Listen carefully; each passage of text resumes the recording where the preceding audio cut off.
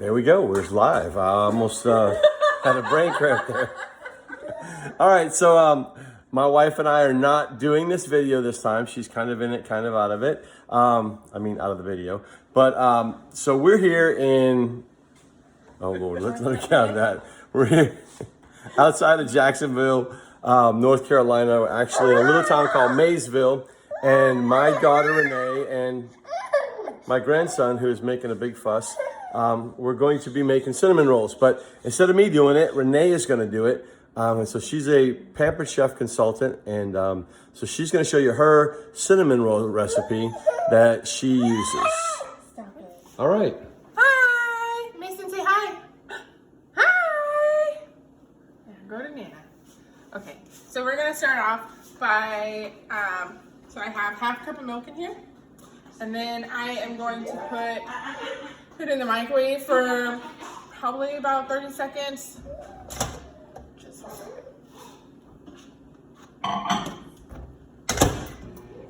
Okay, so while we're doing that, I am going to add half a cup of half and half to the container as well. And I'm doing it in batches because sometimes the milk gets too hot and I need to cool it down instead of putting it back in the fridge, pulling it out, back in the fridge. And then, so when it's warm, not like piping hot, is when you add the yeast and then you let it bloom for 5 minutes. That doesn't feel very warm. The whole goal is not to get above 110 degrees because then you'll kill your yeast. So it's kind of a foolproof way if you heat part of the milk and then add cold milk to it to get to the temperature that you want without having to cool it and heat it and cool it and heat it. All right, so what's going in there next? Okay, so while we're waiting for the milk to continue warming, we're going to add sugar, 4 tablespoons of butter. It's softened and at room temperature, not melted. So how much sugar? 2 tablespoons of sugar. So we're going to end up with 1 cup of milk, 2 tablespoons of sugar, 4 tablespoons of butter, a teaspoon of salt, 1 egg, and about 4 cups of all-purpose flour. We say about 4 cups because when we get to the kneading process, you'll see what we mean. It may need a little bit more, may need a little bit less, depending on the humidity level. Now here in North Carolina, it is also extremely hot and humid. And so sometimes the humidity level will require you to add a little bit more flour, but start with 4 cups and then you can work from there. All right, so it looks like we have our cup of milk and half. Yes. Now, because I obviously can't just stick my finger in there to see if it's hot enough, I'm going to use a baby spoon that once it gets too hot, it turns white. So, Hey, mom tricks. yeah. Okay, so we're at a temperature that is safe for baby and yeast. We're going to add 1 tablespoon of yeast.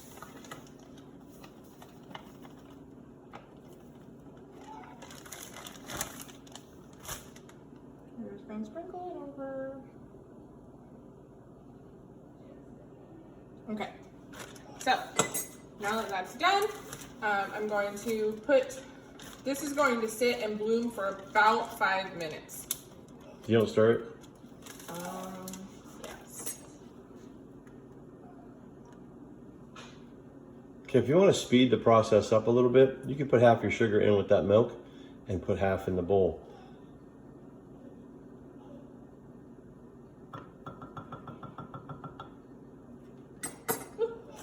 Okay, so these are going to go back in the fridge.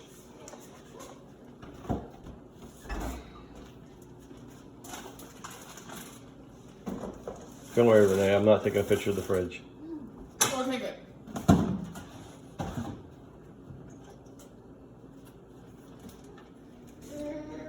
And the yeast looks like it is ready, bloomed. That's the term. Okay, so just a reminder, we have in here half and half, whole milk and yeast, 4 tablespoons of butter, 2 tablespoons of sugar, an egg, and 1 teaspoon of salt. I'm gonna add this.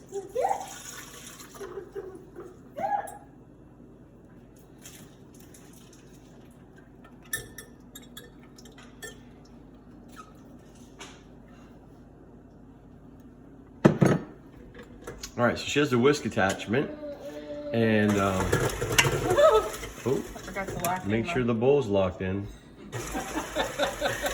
All right, so she uses the whisk attachment just to mix it all in nice and smooth. I typically don't do that, but like I said, I'm learning from her tonight. So different recipe, maybe a different method or two. So it looks like she's gonna add a little bit at a time. Yeah, so we're gonna do probably about our first cup of flour in there, and then we're gonna switch attachments. So basically you're making what they call in the baker world a slurry, a type of slurry with the flour and the yeast and everything working together. And then we're basically going to be kneading in the flour using the machine.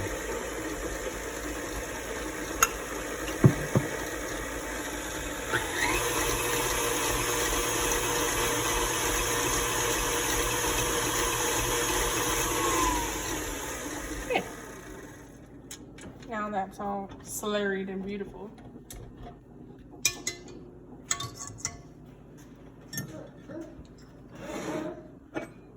Change attachments, and then while I'm at it, I'm also going to scrape down with my trusty little paper spatula. I'm going to scrape down the flour on the sides. Those are great spatulas. They are good till I think up to 350 degrees, or is it higher? Oh, I caught her off guard. I'm going to say yes to 350 degrees. You just can't put them in direct heat, but they are great. Right. I actually bought some for our culinary school.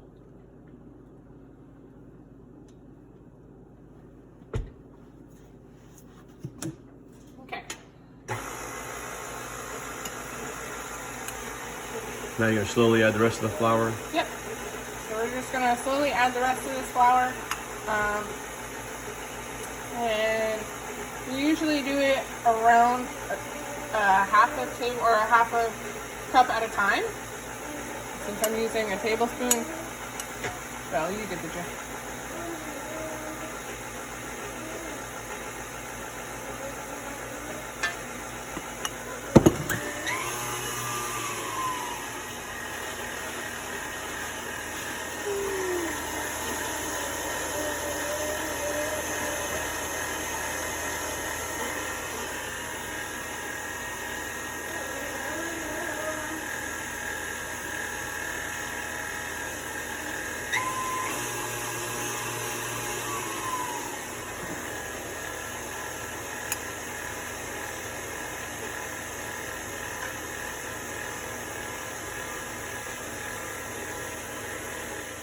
So while that's mixing, I guess I'll tell you the story behind the cinnamon rolls.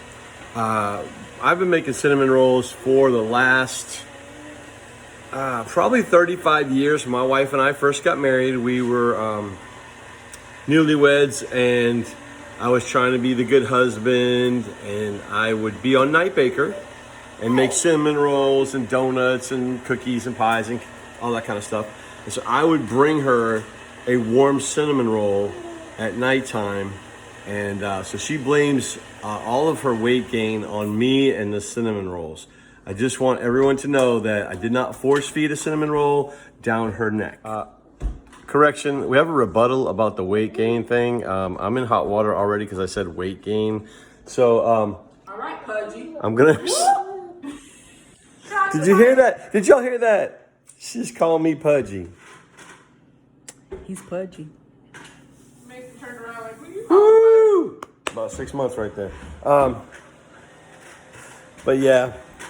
Just a little bit of the weight, because that wasn't the only thing. You would spoil me. Okay, let's not tell all my private stories. All right, so we're gonna come back over here to Renee, and she is still adding flour. What's the consistency looking like? Oh, it's getting some gluten in there.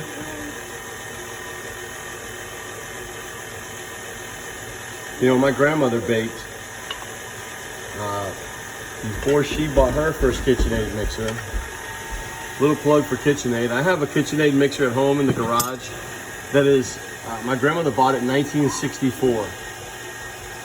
And it still runs. I had to change the power cord on it because it dry rotted, but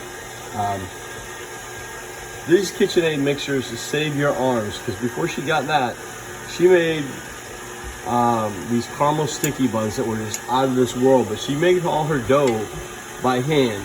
And I mean mixing it by hand, kneading it by hand, and making breads and all that kind of stuff. So it's kind of in our family blood that some baking traditions that have been passed down.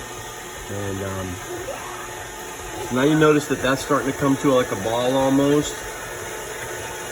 She still has a little bit of flour left. But we're gonna check the consistency. I think she's gonna touch it and see how sticky it is. Yeah. Okay, so we can already see that it's like falling off the hook, but it's still pretty sticky. Still pretty sticky, yep. It's still pretty sticky, and it looks like it needs some more gluten to establish. When you get this, when cinnamon rolls are nice and chewy, it's because the gluten has been established well, and you'll be able to tell when you're kneading your dough if it'll stretch. If it doesn't stretch, if you've had cinnamon rolls that were like cakey, then they didn't let them knead long enough, so it didn't establish the gluten in the flour.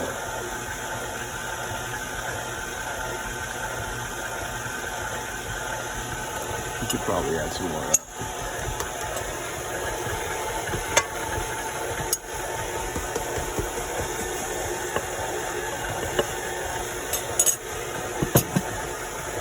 All right, so are you gonna knead any of this by hand, or are you gonna let the machine do it all? No, I'm probably gonna need the last bit of it by hand. So about how long are you gonna let this in the machine? Till all the dough comes off the side of the bowl. Okay. Sounds like the mixer is getting a little labored there. Yeah. Well, my sweet husband found out that I could make cinnamon rolls, and then I started making these for him, and he loved the recipe so much he asked for one every week since we've been in Corona. So, COVID-19? Nah. COVID-20? Maybe. Okay, so it's still a little sticky. I'm probably going to get maybe a tablespoon more flour before I pull it out and start kneading it.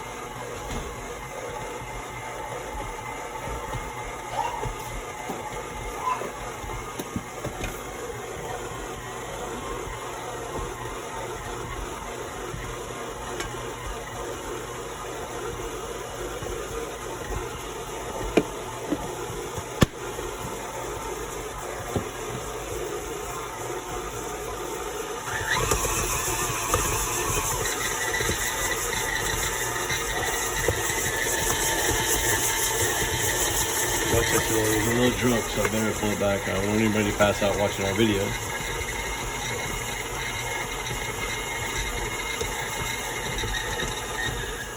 Okay. All come off there. We're gonna move this here. Everybody notice that mess? I don't think they noticed until you told them. But anyways.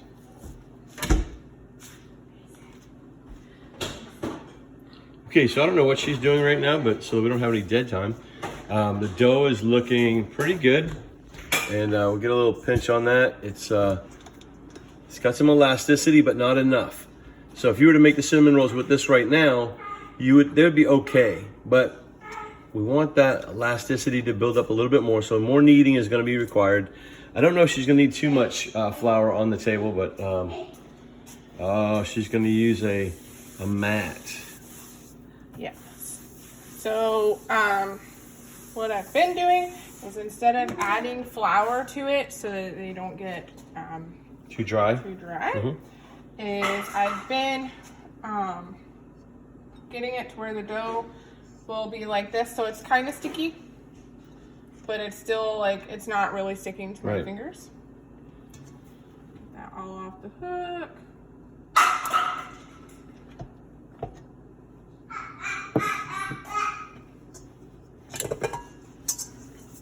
And then instead of flouring a work surface or messing up my counters, I put it on this trusty little Pampered Chef mat. And here is where I just need it. So basically pushing it out, pulling it back, pushing it out, pulling it back. Now, this mat's slipping a little bit, so if you want it not to slip, if you put a little like a towel underneath, that damp towel, then the mat won't move anywhere. Yeah. Right now I'm kind of holding it for her. That's why you see my big hand in the way. So I just pulled this mat out of the dishwasher and then I dried off the top part. But usually there's a silicone backing on this one so that it doesn't slip. But because it's wet, it's going to slip.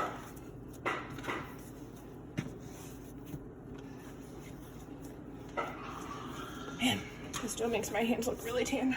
Love it.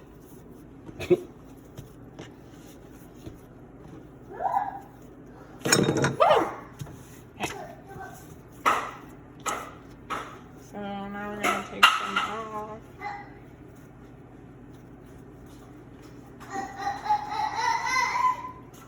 Spread it out, and then we're going to do the window pane test. See how it's pulling, but it took a little bit for it broke.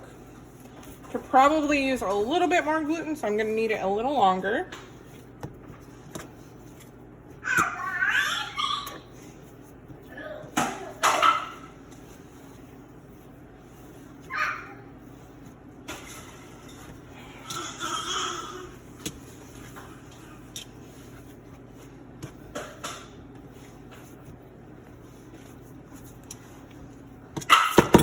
Jesus, Mary and Joseph. They had nothing to do with that.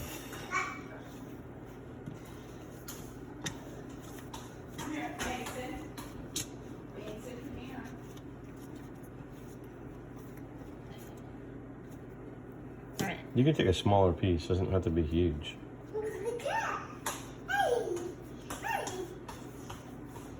Hi, baby. Huh? Okay. So you should be able to get this almost see-through, actually.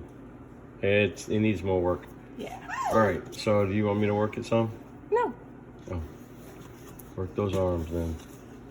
I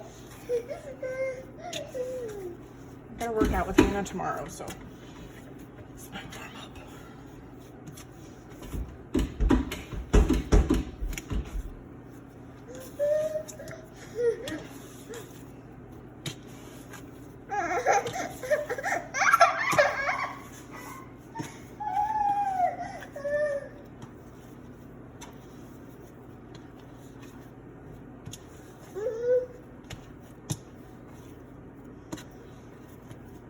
Mm-mm.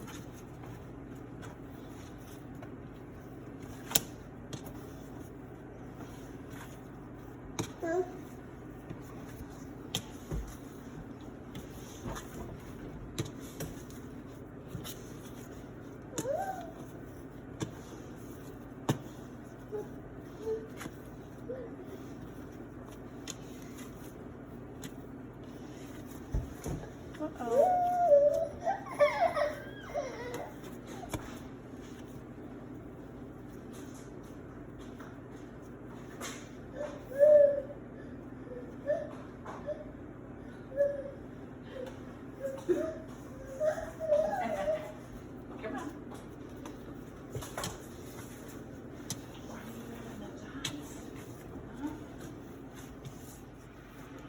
We're about done kneading it, and now what are we gonna do with it?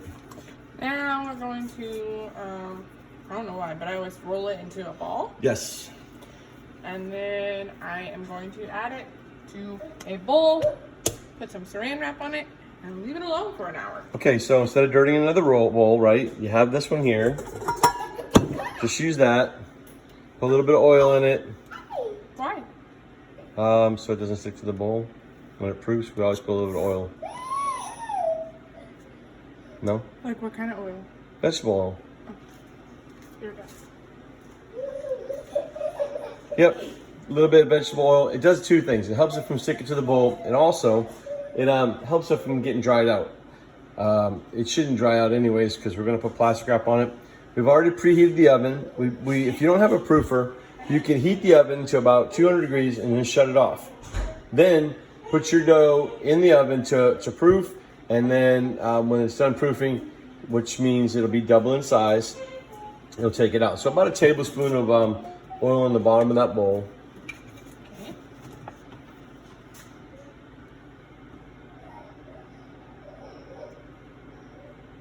A little more.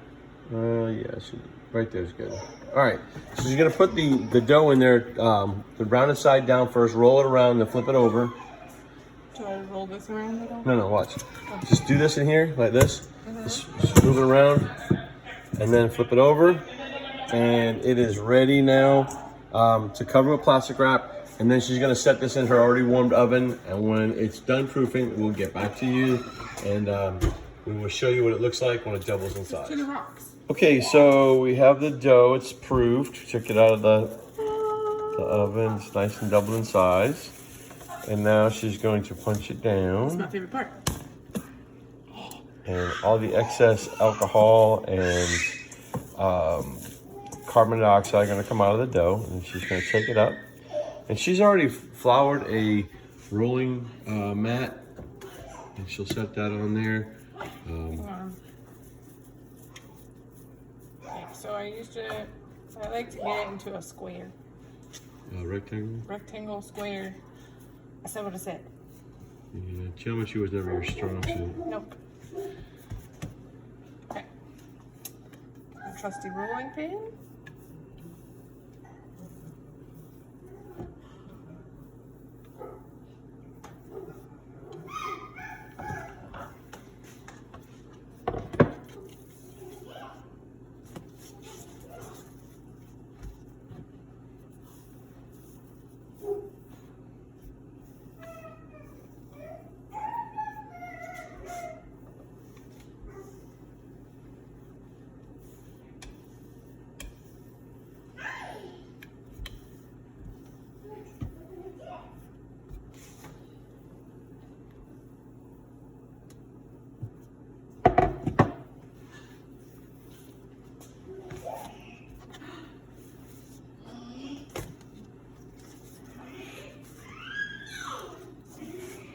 So it basically covers that mat.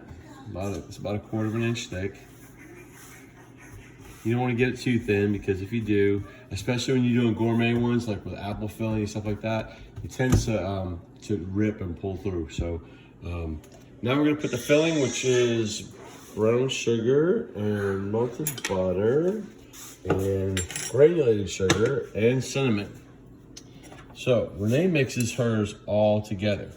And I told her that one of the other culinary teachers at our school, Sarah, does the same thing. And she says she does it because the other way she makes too much of a mess. Which, okay, I get that. So how much brown sugar? You had about, what, 2 tablespoons of brown sugar, 2 tablespoons of regular sugar? Yeah. A tablespoon of cinnamon. No, I'm gonna do 2 teaspoons of cinnamon. 2 teaspoons of cinnamon and 4 tablespoons of butter. And I think I might add some more sugar. Okay, hold on, I'll hand it to you.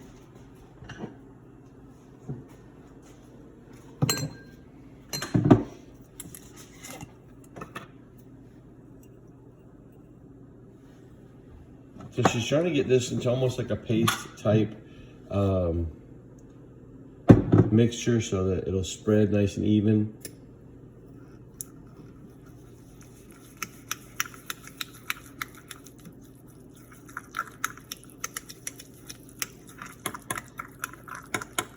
We also forgot to preheat our oven. 325. Well, that's unusual. I do mine a whole lot hotter, but that's a different recipe. Okay, so it's gonna be like that. Looks like applesauce. Yep. And then because ours is a fancy, I'm gonna put it on with a what's that kind of palette knife? That is a offset spatula. Yeah, that. Paper Chef sells those. Mm-hmm. They also used to sell the spoons that I have in my hand. But they went out with the spring line.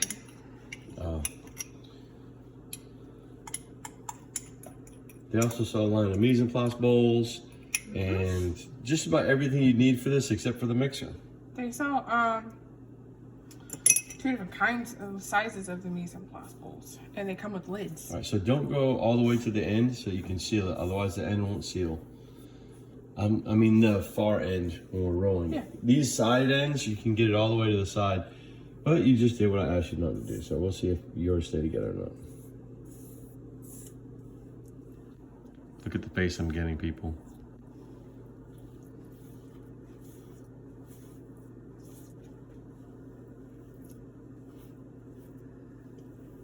Now, you can have more brown sugar and cinnamon in here, but Renee's husband doesn't like a lot, so she doesn't have an overabundance of cinnamon and sugar in this.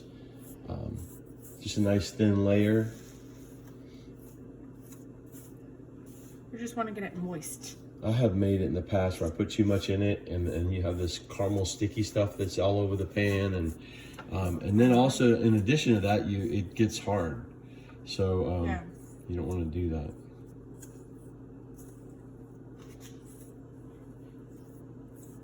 Okay, so usually I put a little bit more than this, but like I said before, I don't always measure the filling.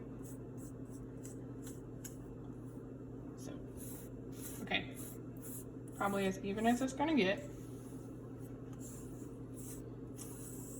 I could be doing this all day. Now, I roll from this side. Some people roll from the other side. It doesn't really matter. Yes, it does. Oh, does it? Yep. It's a lot easier to roll away from you than it is to roll towards you. Because you're actually rolling and pulling.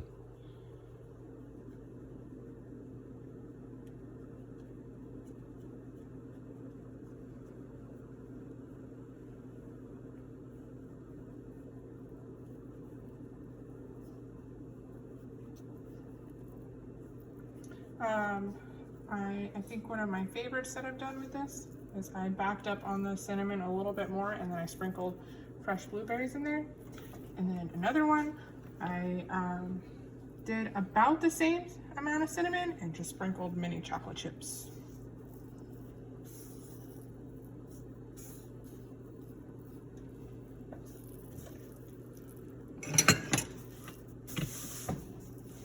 All right, so if you get towards the end, if you'll roll your ends more and then come back and roll the middle, then you won't have a problem.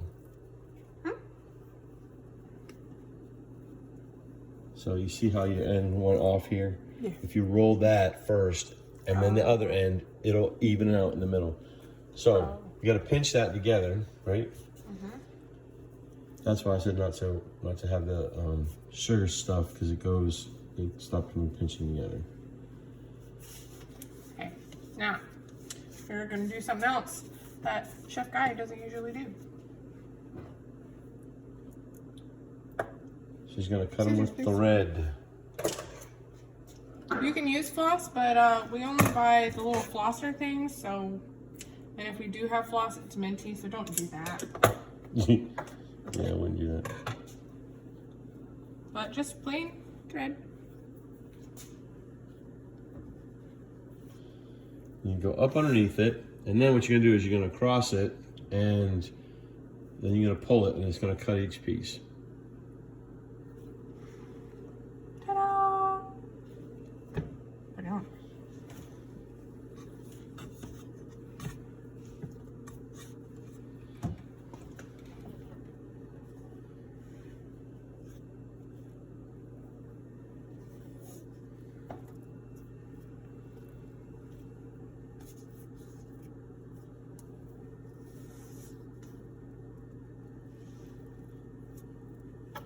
So I've seen people cut cake with floss, but I haven't seen people do cinnamon rolls with floss, so pretty good idea.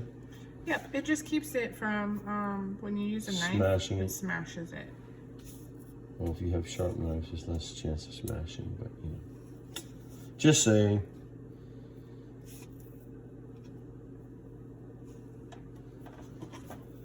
All right, so you're gonna do those in the glass dish too? Yes. All right, so you want to take those out of the way so you have room. You're gonna spray the We're gonna dish? spray the dish. All right, so let me get the spray.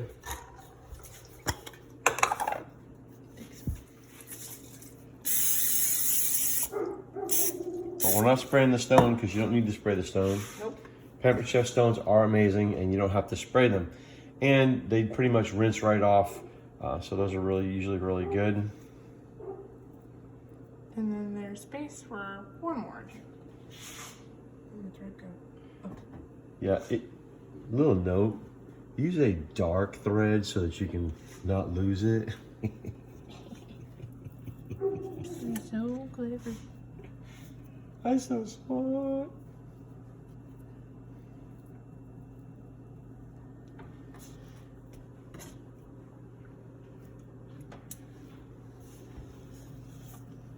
Now we did these at the bakery. Mom used to like this, to put them to touch because she felt like they didn't dry out as much when they touched. But everybody does them differently. You can have them touch or you can have them spaced out. You get more evenly browned if you space out. Space them out, not if you space out, but you know.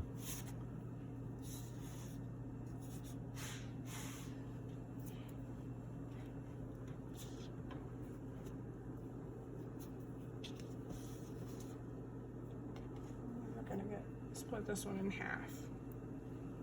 Ooh, that's gonna be a big one. Yep. All right. Now, do you let these rise again? Yes. Okay, so they've got to not really. They won't really double in size, but they will. They will proof. Some people say double in size, but the way I tell, I don't know. So how do you know they're ready to go? Are you tired of waiting for them? You're the impatient baker. If you push your finger in and it doesn't come back out, then they're proofed and ready to go in the oven. Kind of like the Pillsbury Doughboy test. You know, you push it in, if his belly comes back out, they're not ready to go in the oven. Oh, okay, that's smart. All right, so these are gonna proof. We're gonna leave them sit here about 30, 45 minutes, and then we'll put them in the oven and we'll show you that when we get back.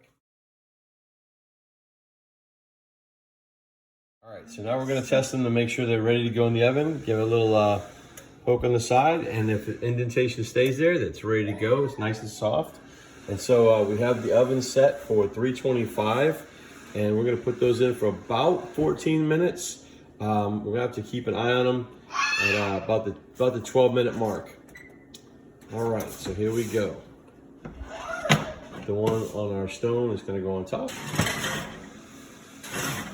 And then the other ones in the glass bowl are gonna go on the bottom.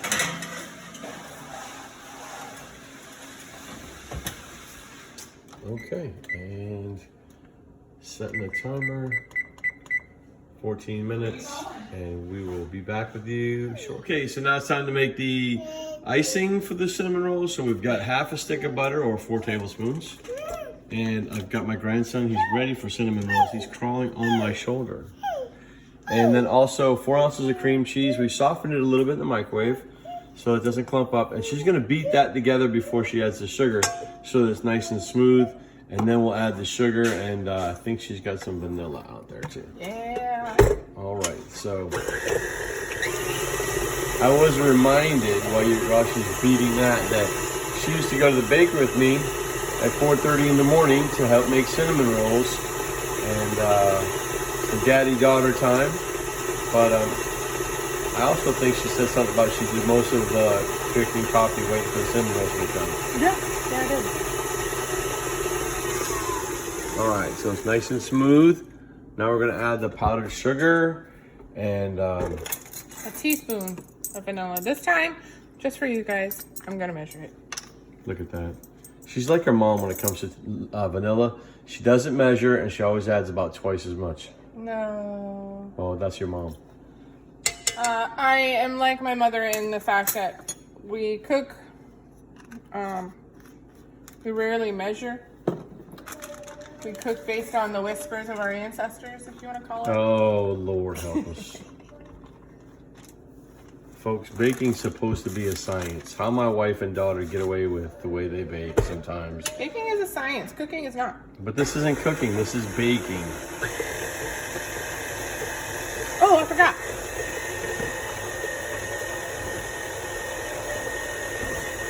Got a little bit of milk out. Looks like she's gonna need some more powdered sugar because if she adds that milk. Yeah. Okay. About a tablespoon of milk? Yep. Well, that was a fat tablespoon.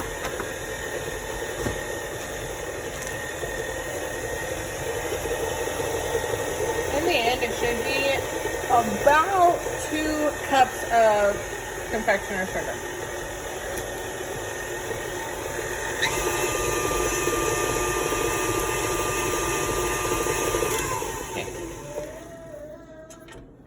Scrape the bowl down. Trying to get in here underneath the arm, but it's kind of difficult. The arm takes up so much of the space. That's rude.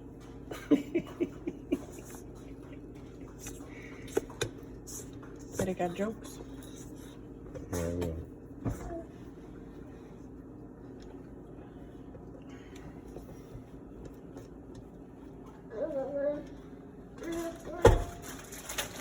Okay. Glad I didn't catch that on camera. Quick look.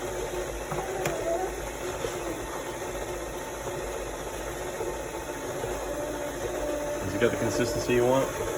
Yep. All right, so nice and creamy.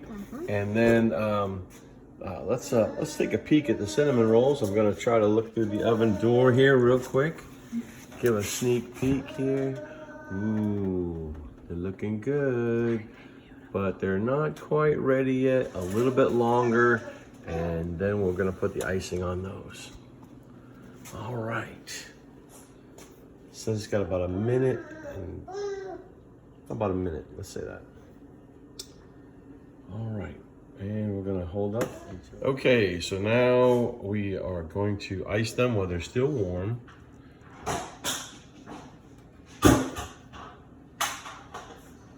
And I did a poll with my class one time about putting the icing on while they're warm or wait till they're cold. And about 99% said put it on while they're warm. Yeah, because you get that nice little drip. Now, I wouldn't put as much on Mom's because she doesn't like a lot of that cream cheese on hers. So on one of them, don't put as much icing. Okay.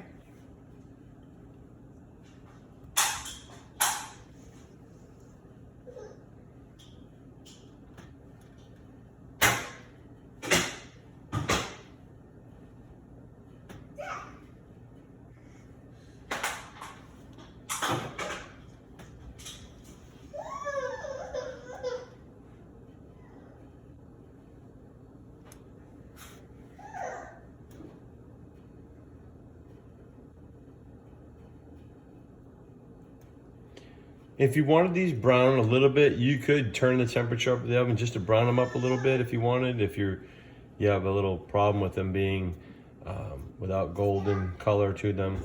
I'm gonna cut one open in a minute and show you that the inside is cooked and that they're fully done.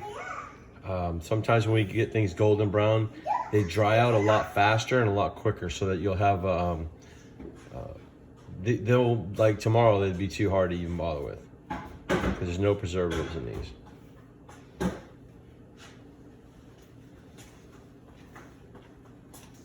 All right, so proof is in the pudding. Where is the knife? Give me the knife from over there. Here we go. Probably not the best knife to use for cutting dough, but typically we would use a serrated edge. And the dough inside is nice and done. So it's not doughy. And really soft and gooey. And so, ooh. Look at that boy. He's like, where's mine? All right, so that was cinnamon rolls with Renee and Dad. Look at that look she's got. I caught her. All right, thanks for watching, folks. We love y'all, and tune in for another one of our 35th anniversary series.